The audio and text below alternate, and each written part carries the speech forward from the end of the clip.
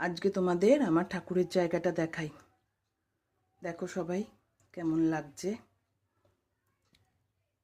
এটা হচ্ছে আমার ঠাকুরের জায়গা, এখানেই ওনারা থাকেন।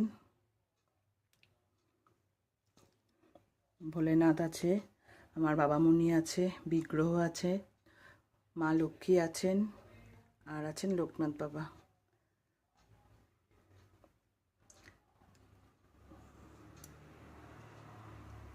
এইভাবেই ছোট্ট জায়গাকে রেখেছি। তোমরা কমেন্ট বক্সে জানাতে ভুলো না যে কেমন লাগছে, সবাই জানাবে। হ্যাঁ, আর এই যে দেখছো না বিগ্রহের পায়ে, বাবামণির পায়ে যে ফুলগুলো, ওগুলো কিন্তু আমার গাছের ফুল। সবাই বলবে কেমন লাগছে আমার ঠাকুরের জায়গাটা।